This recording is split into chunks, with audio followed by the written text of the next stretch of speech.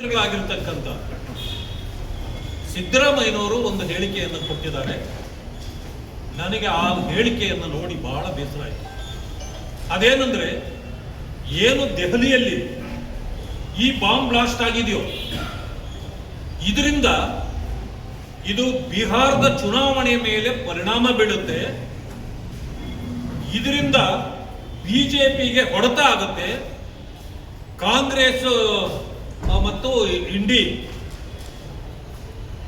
ಈ ಸಮುದಾಯಕ್ಕೆ ನಮಗೆ ಉತ್ತಮ ಫಲಿತಾಂಶಕ್ಕೂ ಕೂಡ ಅವಕಾಶ ಇದೆ ಅಂತಕ್ಕಂಥ ಈ ರಾಜಕೀಯ ಹೇಳಿಕೆಯನ್ನು ಕೊಟ್ಟಿದ್ದಾರೆ. ನನಗೆ ಅನಿಸ್ತಕ್ಕಂಥದ್ದು, ಇವರು ಇದರಲ್ಲೂ ಕೂಡ ಬೆಂಕಿ ಬಿದ್ದಾಗಲೂ ಕೂಡ ರಾಜಕೀಯ ಅದರಲ್ಲಿ ಬೇಯಿಸ್ಕೊಳ್ಬೇಕಾ, ಬೇಳೆ ಬೇಯಿಸ್ಕೊಳ್ಬೇಕಾ? ಇವರು ಮೊದಲು ಈ ರಾಜ್ಯದ ಜನರ ಕ್ಷಮೆ ಕೇಳಬೇಕು ಮಾನ್ಯ ಮುಖ್ಯಮಂತ್ರಿಗಳು. ಯಾಕೆಂತಂದ್ರೆ ಇದು ರಾಜಕೀಯ ಆಗಲಿ, ಇದರಲ್ಲಿ ಚುನಾವಣೆ ಆಗಲಿ ಬೆರೆಸಬಾರ್ದಿತ್ತು. ಆದರೆ ಇವರ ಅವಿವೇಕತನದ ಪ್ರದರ್ಶನವನ್ನ ಬಹಳ ಚೆನ್ನಾಗಿ ಮಾಡಿದ್ದಾರೆ. ಇದನ್ನು ನಾನು ಖಂಡಿಸ್ತೇನೆ.